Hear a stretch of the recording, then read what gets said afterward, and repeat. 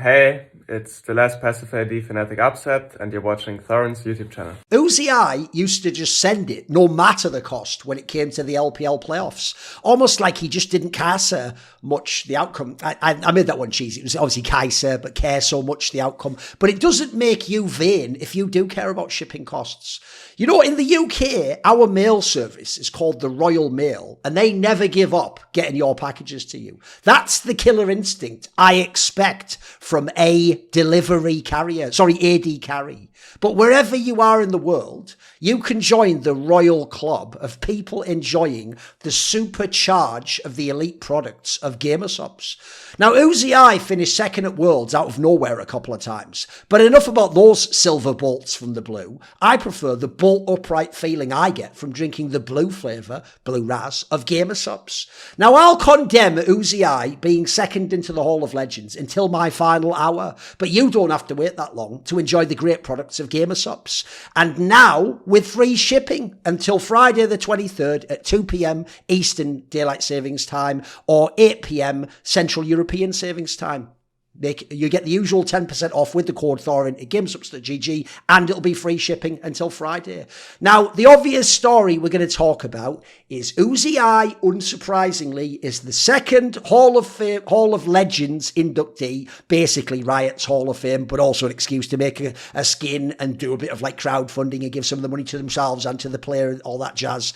Now, look, this was beyond obvious. Like, the second Faker was the first one. The second one, even though we joked on shows it would be Bengi, that's more casuals. It was always going to be Uzi. I don't think there was even a universe where anyone else could have been the number 2 selection. So it is obvious, and this was obviously coming. In exchange, he obviously gets those custom skins made. He's going to get a Kaiser skin. By the way, I do associate Kaiser with Uzi. I saw some people complain. Isn't that more like Gala? Like, sort of, but it was like one of the best latter-day champions for Uzi as well. He was fucking mega on that. Vayne is the other skin. Look, he is one of the most iconic Vaynes ever. I will say, I personally would probably prefer it to be like maybe Caitlyn and Vayne, but I guess Caitlyn's more disputed. Maybe that's considered to be more the deft champion. I've always thought of it as an Uzi champion personally. So he gets 2 skins, which admittedly, if you play DC, by the way, those are 2 of your favourite champions probably. They're the big fucking ego hyper carries, right? And also, those are the ones, to be fair, that if you're thinking about like a sick player, yeah, those are pretty cool skins to have. Now, what I'm going to do with this video is this. As you might be able to tell by the fact it's a narrative mechanic, not just a Thorin's thoughts, I am going to basically imply, I think most people are wrong about this topic, and I'm going to reframe it. But let's start, because one of my problems with this topic goes like this. When you're someone who cares really deeply about how things are done, not just how they appear, you will often be told you are a hater or just negative or cynical, because they'll be like, why can't you just celebrate everyone? Because this is the Hall of Legends, mate. This isn't just, are you a legend? In that case, welcome in. They're not bringing in 10 people. They haven't put 20 people into it already. It's not just, hey, everyone really great at League and really popular and really legendary. You're all getting in, so it doesn't matter when. No. In theory, this is also about the idea these are the most important players. They've had to choose themselves from a list. These are who need to go in first, second, third, etc. into the Hall of Legends. So we will get to that separately. But what I thought I'd do is this. The biggest detail about this story is, assuming you go beyond like 10 names, you definitely should have Uzi in your Hall of Legends. Assuming it's good, the idea is to keep the project going and eventually get all the biggest legends, and it's like a Hall of Fame, then he certainly is an instant slam dunk, first ballot, Hall of Fame, absolutely all of those things. The problem is, he wouldn't be 1, 2, or even top 5 for me personally, so we'll get to that later. But as a result, he is someone who does, I think, eventually deserve to be in the Hall of Legends or the Hall of Fame, so let's celebrate how good he was and talk about why he is in. Then we'll get to some of the critiques and things I think people are misguided on, and the whole Hall of Legends, and what the fuck are they doing with that project. So in terms of celebrating Uzi, does he deserve this honour? Yes, absolutely. The problem is not yet, but I'll get to that later on.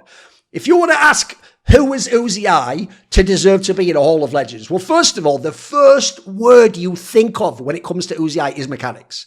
This is one of the best mechanical players to ever play League of Legends.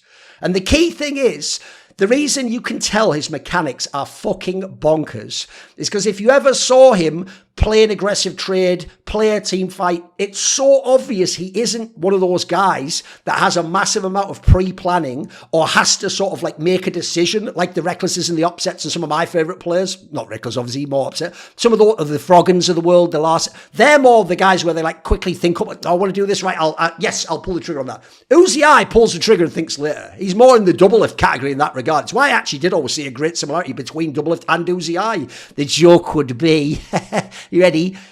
Uzi is like the Chinese double lift. The reason that's a joke is because obviously technically double lift's Chinese ethnically, isn't he? Although I believe he called themselves Shanghainese, which is another subcategory of being Chinese. But anyway, they obviously both have a lot of similarities. They both have to be played through. They're both greedy AD carries. They want to win lane. They want to be up in CS. They want to carry the team fight. They want to play the hyper carry. If you give them a support, you usually want it to be a really strong mechanical lane support who can play a Thresh. But you also want them to have a little bit of nous and a little bit of understanding how to interact on the map. And if you don't have the shot calling support with them, then you're going to need to play completely to their style, and their Hans Sam are just going to pilot you around the whole map. Their entire team's going to go wherever they say, and it's always going to be raise the puppy. Or if you don't know, that actually comes from, and this is a significant detail about how influential Uzi is, the concept of why Uzi got to play the raise the poppy style of essentially everyone tries to get him through laning phase to be super fed and gank from him and protect him so that then he can carry the whole team fight actually isn't about League of Legends. That comes from Dota, because in Dota, Chinese Dota, they used to have a style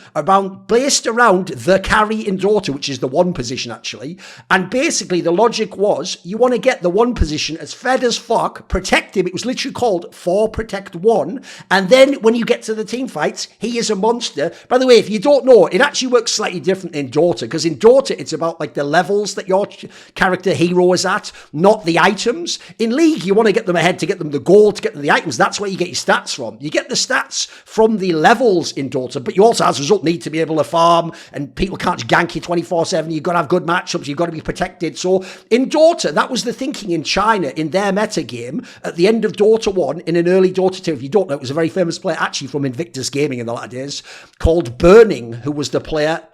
Obviously, it was when he was on Team DC or whatever was my favourite. He was the player that this style was based around. And basically, that was incredibly influential to how then Chinese League of Legends players modelled Chinese League of Legends. And that's why, if you go way back to the beginning of League of Legends, even before China had servers, or was actually like at the point where it's the WE, they already were actually beating Westerners. There's a WE win where they have like Messiah and Weizhou. I think Weizhou plays top lane or something, where they beat like CLG when CLG was like one of the best teams in the world and won like an IM in, I think it was Guangzhou. That was in 2011. Then obviously in 2012, they get like the Weizhou roster gets really amazing. They go to Korea for an OGN season, but that was, to be fair, before they had Clear Love at jungle and FCZF support. And basically, when it emerged that Weizhou was the first like truly great transcendent Chinese player and he played AD carry, his whole team style was for protect one. If you don't know, WE, when they're at their peak at the end of 2012 and in the winter of 2013, they used to actually play a style where they would intentionally not take towers and group and just extend laning phase so Wei Kazhao could just get giga fed because he was unbelievably... He was everything you think of with Uzi, but actually better at the time. He really was like probably a top 3 player, not AD carry, in the world. It was like Koreans, Froggen, and him, basically. And then it depends what year we're talking about. If you want to add in like Alex H or Expect or something, that depends what year. Diamond Prox. But you, a Mad Life, etc. So... actually, Weizhou was the main reason this style of play was viable in China. Now, at the same time, you had incredibly young Uzi there coming onto the scene as a talent. But at the time, he was an incredibly raw talent. Interesting detail, the mega young super prodigies were Uzi at AD carry and Zitai at mid lane on IG. These were the guys who were like 15, 16, and they were already like qualified to Worlds, like getting into LPL finals, etc. But the interesting detail, and this will be more important later for why I wouldn't have put Uzi in first, is you might not know this, but in the first 2 years of Uzi's career that you will know as a Westerner, the 2 years where he went to Worlds finals, Season 3, 2013, Season 4, 2014. The useful thing about League is, unlike in Dota where TI got messed up by Lekouf, actually, the years just follow the last number of the season. That just tells you whether it's 2014, 2013. So anyway, in Season 3 and Season 4, Internationally, Uzi was cracked out, was this amazing AD carry they all had to play around him. What you don't know, probably, if you didn't watch the LPL back then, or you haven't studied my content, is the actual best AD carry at the time was a player in 2013 called Devil, and in 2014 called Nami. He also played AD carry. When he was Devil, he was quite like Uzi. He was mega fucking lane dominant, superstar. His whole lane was the one that carried the map. They had bad players elsewhere. Stop me if you've heard this one before in the solo lanes, dodgy jungler, and then jungler was all right, to be fair. And then he also was someone who had to solo carry the game and 1v9, and it wasn't always enough. He was actually better than Uzi at the time of the LPL. Then the next year, when he renamed to Nami, what's bizarre is, because one of his few things, actually it was just a problem with AD carry back then, is a lot of the AD carries played very, very selfish in lane and went way too hard for all the CS. So until they got supports that could control them or shot call them, or they just learned to like chill out a little bit when essentially jungling was almost like invented in China like 2 years late, actually, a lot of them would play too aggressive in lane. And so what you found was Nami, in his team, they almost found a way to offset that. And because actually occasionally dying in lane was one of his rare problems if he could just get caught on his own, he actually became more of like a chill laner, more just like a go even type. And it's more like you get him to the late game, then he carries the whole team fight. If you want the obvious analogy, it's even why I think they recruited this guy to replace him in EDG, was when EDG was winning every single tournament except something like one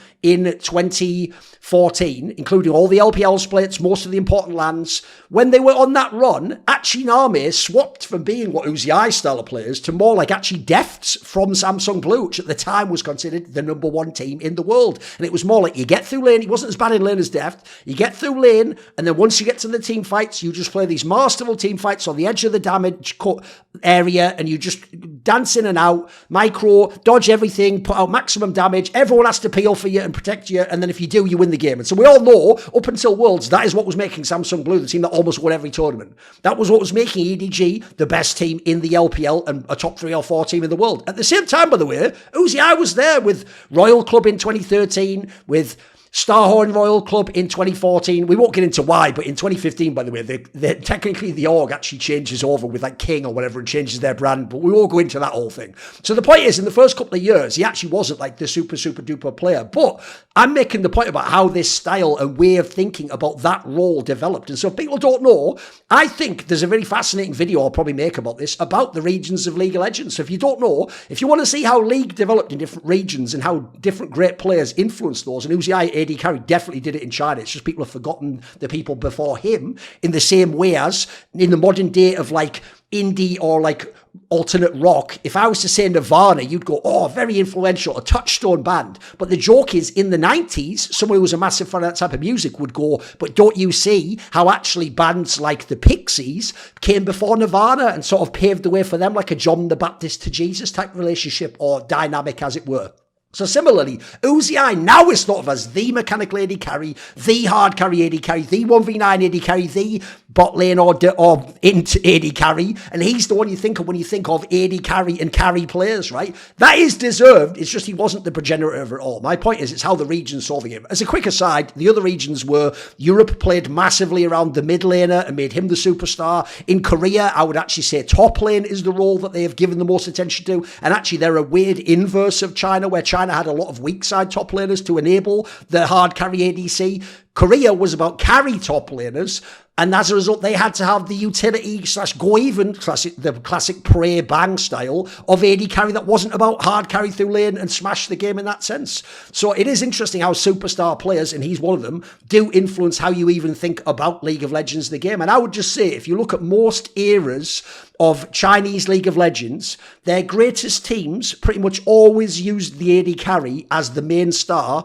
Mid and AD carry were their main roles. You even think, like, I'm not even an LWX fan, but like Doinby wasn't that cracked up mechanically. That was like jungle and support enabling mid to move, and then the AD carry to get all the kills. You go and look with Zhao, who was unbelievable at top and mid, but he also had to have Gala to clean up right. You go elsewhere, what else do you want to take? it was basically everyone except IG was all about AD carry had to be a vital part. Remember when that EDG won, yes, JJ was awesome and Scout was amazing, but for that year, Viper was the mega player for the year. You go like elsewhere, it's basically only IG. IG was the solo laners, and then actually Dracula was like a tiny bit overrated for that win back then, and Baolan was just a joke, wasn't he? And they all just played around the top side of the map. So anyway, the mechanics of Uzi, yes, are insane. They are some of the best you will ever see in League of Legends or any MOBA.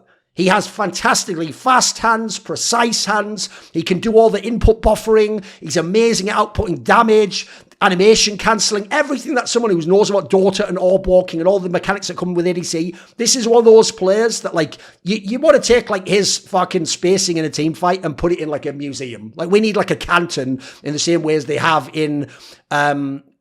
Is Canton American football? I think it is. That's where they're like a football hall of famers. We need something like that and have people like that as players in there. Then also tied in with his mechanics, because by the way, I do think people like the Names and the Deaths have amazing mechanics too. They just chose to play a different style of their career. I actually, although by the way, Deft himself became an Uzi type player, I would say from what? Season 6 onwards maybe? When he started to be a bit more greedy, especially on the KT Super Team and since he came back to Korea. Crucial to me, one of the biggest things when you think about Uzi is his mentality. This is a guy who puts the carry in AD carry. This is a guy where if he's on your team, you're playing through bot lane. That's not even a discussion you're having. Just the force of will and his presence in the team and what he can do means you're just going to do it anyway. By the way, the real all-time great players don't even have to convince you to play their style. If you have Simple on your team, or you have Faker in his prime, or you have Uzi, or you have fucking the shot, you're not going to play through the other lanes. You're not going to tell that guy to sacrifice. You're just going to do what basically makes them succeed because you know they're your ticket to success. And all of the Uzi teams knew that he was. That's why the one year he really failed was actually in season 5 when he went to OMG, the team that was all about the top side of the map, one of the rare ones with IG, just classically about the top side. And when he joined, he actually did sort of have to take a back seat and it didn't really work. And they still sort of played the way they did through Cool and Lovelin and Going. And it didn't really work when they didn't play through him. I think he actually had to be played through that way. I think that's how Uzi envisioned League of Legends, the game, via the bot lane. Much as I said, a comparison would be how if you think for the last 3 years, Hans Sama has played AD carry in Europe. He doesn't play it flathead style. He doesn't even do what Perks did, where sometimes you let the mid lane carrier, you let the pick go to the top. It's all about AD carry in lane, and then after that, you play around me once I'm fed. So for me, he is the ultimate carry player from AD carry, play through me. It's all about winning lane and smashing the opponent, and also it's also about psychologically intimidating them. He does that thing, Uzi, that I've always loved. It's one of my favourite things about him, which is also one of my favourite things about my old mate from Greece, Forgiven, which is they contest every creep. And not just for pure ego, but for almost like to send a message to psychologically dominate your opponent and make him realise, I'm going to win any side of this matchup. You can't ever step to me in lane. You will never get more CS than me because I'm willing to fight to the absolute death. And if you want a little story that highlights this, supposedly, if you go back to like season 5 and season 4 era, supposedly when Forgiven actually played, I think it was when he actually played like a scrim against Uzi, I think this was the story. Supposedly, it was just a completely wasted scrim because both players essentially just constantly auto-attacked each other over and over and over until there was just a million kills in bot lane. But just off like deaths of the AD carry, constantly contesting every creep and not letting the other guy ever get any CS. It wasn't even the support zoning. It was just these guys going fucking crazy on some like chicken, like I'm willing to die and have no health if you want that CS. So I have always thought that style of play, if it works, is one of the hardest carry methods in League of Legends. Like, even junglers don't tend to be that abusive with how they gank for the mid laner and how he's always contesting the creeps. Some people sort of shake hands in mid lane, or some people just go, well, maybe neither of us take the ganks, and the ganks just go to the side lanes or something. Like, this guy, he only saw one way to win the game, and that was to beat the guy in front of him, be so far ahead of the guy in front of him, and then when he moved on the map, he just beats everyone else, and he'll take anyone in the team fight. Now, his body of work, by the way, is really impressive, even if it's slightly overrated. He did still have many, many, many years of being a contender for best AD carry, at times contender for best LPL player, not as many times as you think, and he did have like a very solid body of work. It's just that, because he hasn't had that many years of like active play the last few years with the BLG comeback and the EDG comeback, they don't really count for me as him as a truly elite player who was fully in the game, putting up proper years of play. So you will probably actually underestimate that if you take people like Ruler, guys, Ruler was in the World's Finals in 2016. He's actually now had a longer career with more epic years. It's Deft, Jackie Love, It's even get to the point where people like Viper are starting to get up there because Uzziah hasn't been competing that much in the last few years. But he still has one of the largest bodies of work of an elite AD carry in a major region. And so, yeah, I think he deserves to be considered someone who was a very, very good AD carry, elite level, at times a very good or elite level player. Now, if you want the critiques, before we get to the historical part for the Hall of Legends, he was never as good in the LPL as people think. Even if you go to the 2018 year where he won both the splits, it wasn't some enormous difference from the past years. I actually think it was people elsewhere in his teams, people like the Carses of the world's impact or Zhao Hu changing how they played. Some of these players, him finally getting Ming was a big part of it. These are some of the reasons why. Now, look, I will say when he played like with Zero, that like Korean that was just there and couldn't even speak Chinese to him, yeah, that's nuts. If you don't know, this is going to hurt your feelings. You know, when he was in Royal Club, everyone at that tournament who was a pro and some of the best AD carry and bot lane players of all time told me Tabe, the support there, was one of the shittest players they've ever seen make the finals of like an international competition. They told me he might have been like one of the worst players in the main event and that everyone thinks Uzi just hard carried him to that World's Final. So I will say his 2 World's Finals runs, 2013, 2014, are extremely good because he was famous for getting this insane international buff and his style of play was he just didn't give a fuck who his support was. But I don't think it's a coincidence. His only years where he's winning the trophies are 1 year of his career, 2018, when he wins MSI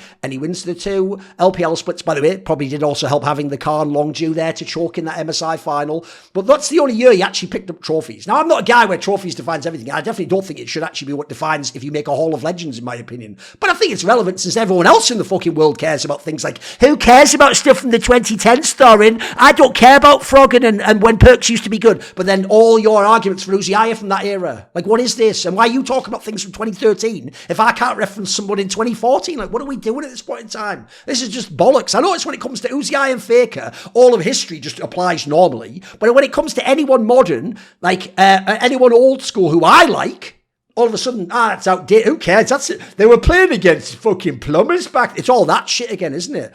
Then you've got to add in, he not only wasn't as good in the LPL, like if you don't know, by the way, he actually had a somewhat poor macro understanding. As I said, he could play through himself, but I always thought his macro understanding was a bit dodgy. He could definitely get caught in waves, get out of position sometimes, play too aggressive in lane. That's why when he swapped to mid lane, it was an actual fucking nightmare, the brief period when he did that, by the way. And he even ended up doing stupid shit like pick Vayne. He would play way too aggressive at times domestically. Look, it just worked when he did it at the couple of worlds you're thinking of. By the way, he had some worlds where it didn't work, by the way.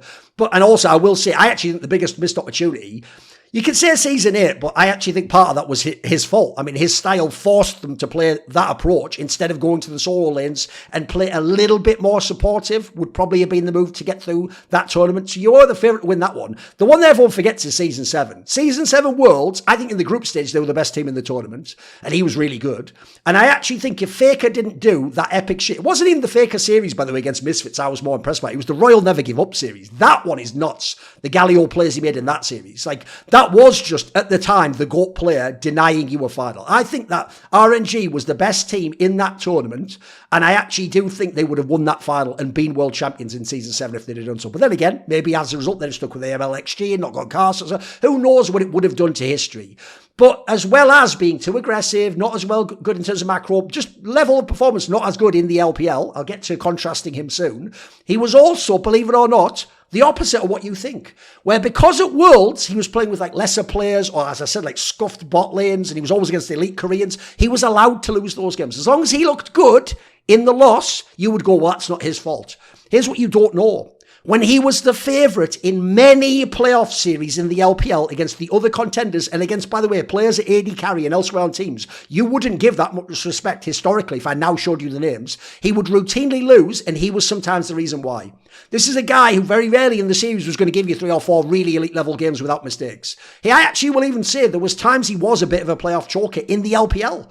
If you knew how many times this guy got to like a game 5 or was up 2-1 or was in position and it didn't happen and he had to watch someone else sail off to be the Nami, Jackie Love, these players, Viper, fucking Ruler. These people all won titles, by the way, on his watch, if you don't know. Mystic was even a pretty good player back then. He wasn't winning the title, admittedly. There was a lot of good AD carries back then, and he wasn't this like unique player you think he was relative to the LPL talent. And then lastly, as I said, I do think his style also cost him titles, even though it was the style that got him any of his titles and his accolades and produced the body of work and highlights that we all love watching. By the way, here's what's funny. You're going to think from this critique, if you're an idiot, your logic, if you're a fanboy, goes, I like him, so he's the best. If you say he's not the best, you must not like him. This is one of my favourite players to ever watch. I've told you, Doubleth's one of my favourite players to ever watch. The problem I have is they're just not the best. Those two things don't correlate. I don't know why we have to pretend they do. So, let's now talk about the Hall of Legends issue.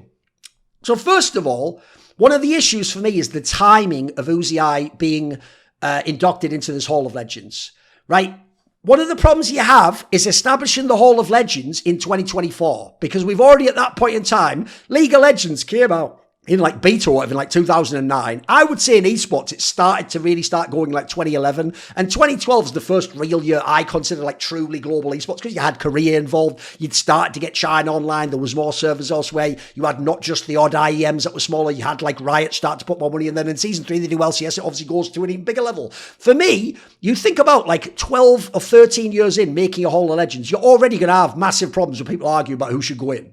Because if you think about other sports, they've had their Hall of Fame for donkey's years. And so as a result, relative to that sport's length, which would be 40, 50, 60, 70, 100 years, League of Legends being 10 plus years is like going 100 years in football or 50 years in basketball, then making a Hall of Fame. Well, the problem you're going to have then is you're going to not only be tempted to put in the greatest player, because you're just picking from everyone who's retired at this point in time. But in doing so, you're probably going to miss the really old school players. So if I was to make tomorrow a basketball Hall of Fame, if I'm making it tomorrow, I would say the argument should actually be that even though Michael Jordan was the best player ever, we should start with the really old great players, almost go chronologically through the eras and pick the absolute best, most accomplished players of each of the eras. And then at the end, we'll have all the players in, and then we'll go year by year as people retire now. So the problem is, if you made a basketball Hall of Fame tomorrow, you probably shouldn't put Michael Jordan in first, and Magic Johnson and Larry Bird. You probably should actually put in, like, Wilt Chamberlain, Bob Cousy, Bob Pettit, these sorts of players, Kareem Abdul-Jabbar. These would be the era of players that you'd be put, Jerry West, Elgin Baylor, because you're going first with the all-time great players. Because if you don't, if you put in Michael Jordan, and then Kobe, and then when LeBron retires in here, you put him in, and then you put Kevin Durant into you, what's going to happen is you're going to keep going. Then you put Larry Bird in there. You're never going to get back to them. You're never going to get back to Bob Cousy. You're never going to get back to Wilt Chip. You'll be too busy putting in these people now. And these people are more popular and more famous now. So they will always supersede those all-time great players. And that's what they've done with this Hall of Fame. And what's a bummer is they've done it the opposite approach. Even though they've got this 14, 15 years of history to go with, what they've done instead is they've put the best or the most important player first, which was Faker. And by the way, he is still active. He's not even a retired player. Now, I don't care about the fact that he's not retired. I don't think that's that big a deal, because the problem is a lot of people in esports aren't retired in that sense. And plus, I believe they even implied something like, if you still coach, they won't count you as retired or something. Which seems kind of silly, because you're going to get Koreans, for example, and Chinese players play 1 million years as a result. If you don't know, most of the season 2, season 3, season 4 great players from Korea currently play still back in the LCK, but as a coach. Shouldn't have said play, compete. Similarly, it's not even happening in the LPL. I mean, if you don't know, that guy fucking Zoom from JDG just took over as a coach in place of the fired CV Max. So if you're going to go by most important, well, that pisses me off too, because that wouldn't be Uzi second. So my issue here is this. Let's just put it this way. Uzi isn't the second most important or greatest player in the history of League of Legends. I don't even think he'd actually be top 5. Like, for me, he's probably a borderline top 10 player of all time. Again, that's going to shock people because your opinion's outdated. Your opinion would be fire. If you said he's the second greatest player of all time, I wouldn't agree with you, but this is in end of 2018. If you say Uzi, second greatest player of all time, I'd go, I don't agree, but I can see why you'd make that case. You do know 2018, we've had what, like, almost 7 years since then. So 6 and a bit years since then. Your opinion hasn't updated at all. People have had 6 years of play since then in a more advanced meta with bigger salaries and advanced. All that's gone on with Deft and Viper. No, they're never allowed to supersede Uzi because you have some really old opinion from at this point in time 7 years ago. That's what people are doing. They're taking a really established opinion and refusing to update it and move with the times. And they already didn't investigate how he was domestically. They acted like he was Nami or Deft domestically. He wasn't. He wasn't that player. He was amazing. By the way, along with Faker, these might be the two players that get the biggest bump in their level of play when they go internationally. Because even though Faker could play the same way domestically, in his latter years he hasn't. Domestically he's been way worse. But then internationally, especially at Worlds, he always gets that little boost, that little buff, doesn't he? That's where Uzi is very unique in that sense. And obviously he was very influential for AD carry. I get that. For that reason alone, you could put him in, even though he didn't actually invent a lot of the stuff, as I alluded to earlier, that people might give him credit for. So the problem is, first and foremost, people just don't watch the LPL. And even if they do, they don't have great memories for these things.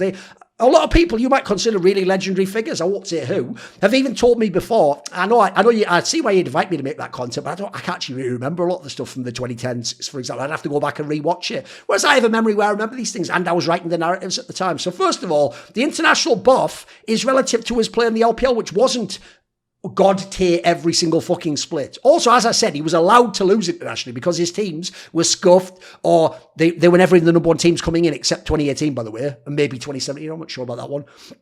And also, China just at the time had never won Worlds. It wasn't a success. He won the second MSI with I don't even know if I count that first one because it was EDG and they had Deft and Koreans and they did that weird shit with Easy. Who I know that is a win for China, but for me, spiritually, that's not the same as China taking over Korea. I think Koma gets the fucking assist for that one. And also the bot lane fucking in the game if you ever go watch how Faker played on LeBlanc. So I think he also got away with not having to win in these tournaments. Domestically, there were many better players, including, by the way, at AD carry. I just referenced some. Name, Wei Zhao at one point in time, they had a much shorter career. Jackie Love, by the way, is probably the greatest AD carry to ever play in the LPL, if you don't know. Now, he has the opposite to Uzi. He's incredible domestically in any team, but he's fucking... I mean, he's just bollocks internationally, isn't he? Like ever since IG, he has entered a bunch of games, just looked lackluster, just fallen apart for inexplicable reasons. By the way, I actually think Uzi I's name, which you notice I haven't said Uzi once, have I?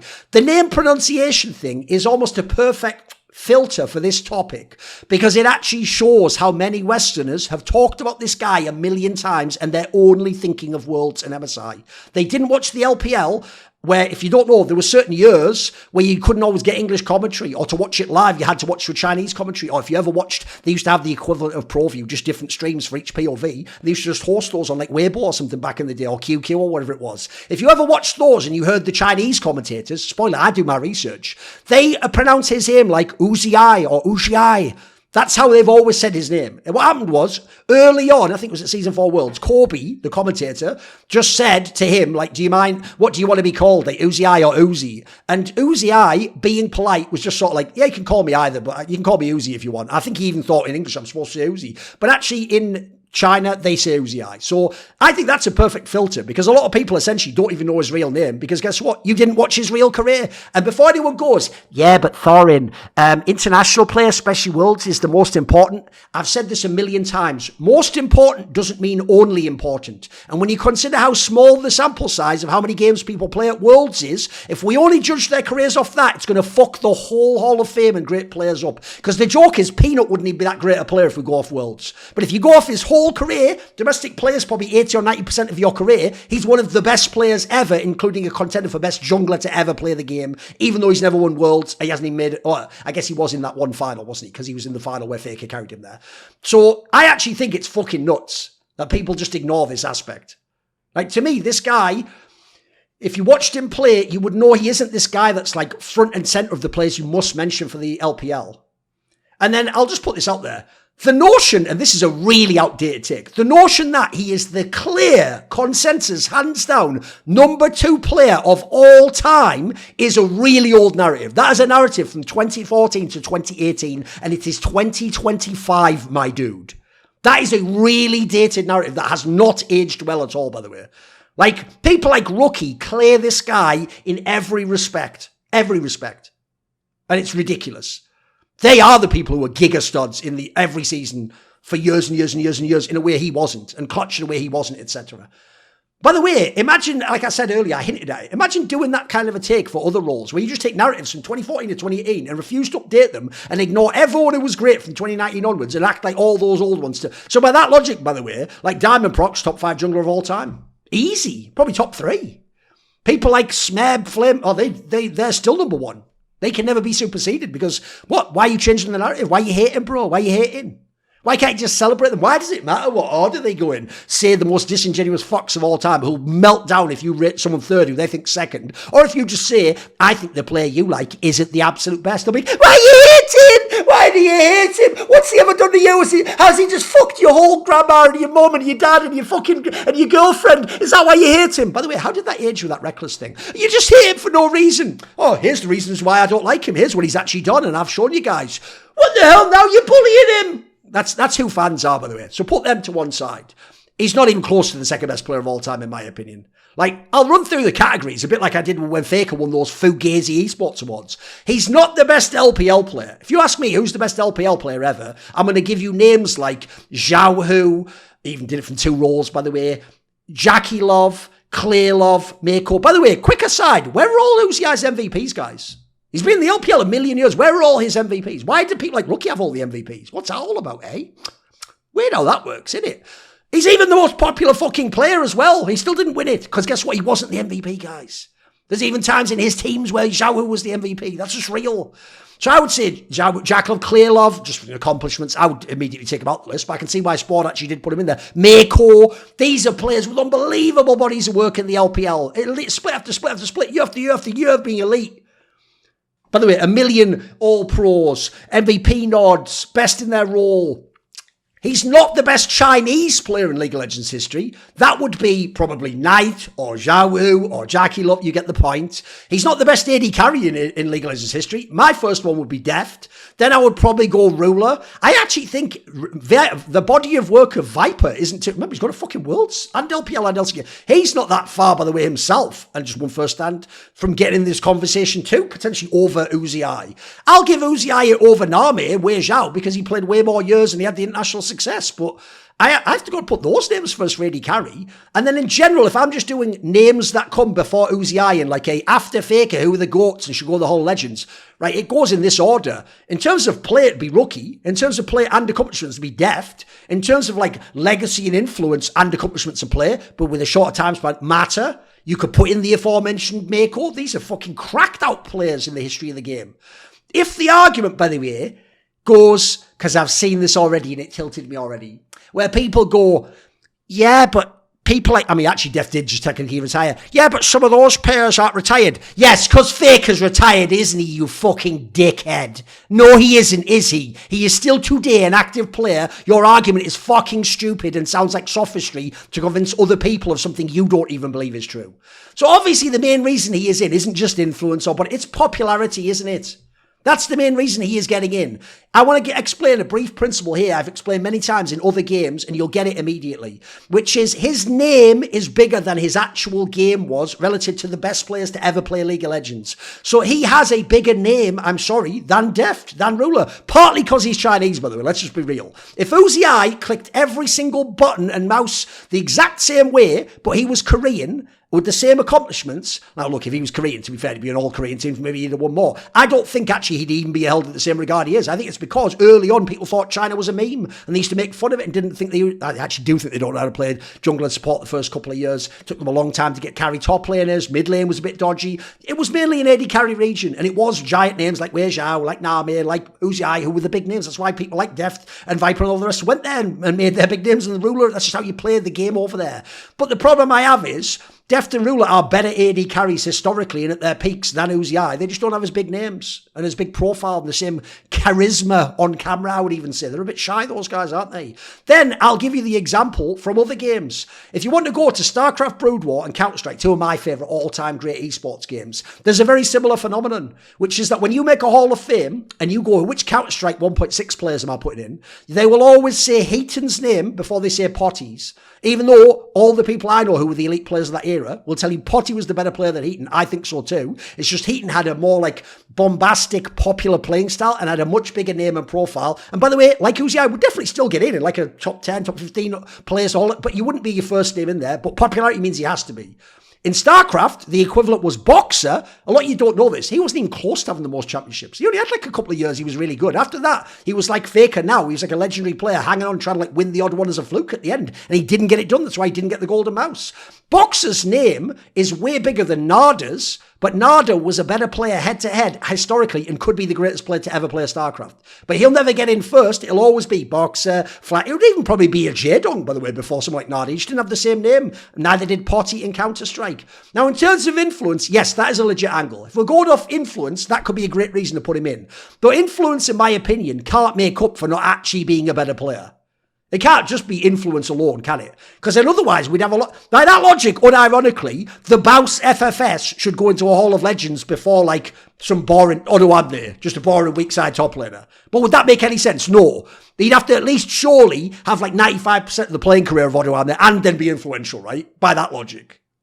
Or fucking TF Blade or something. Or by this logic, I guess for jungle, we should just put fucking Trick 2G in, right? It was way more influential than like some boring jungler like, I don't know, fucking Broxer or something like that.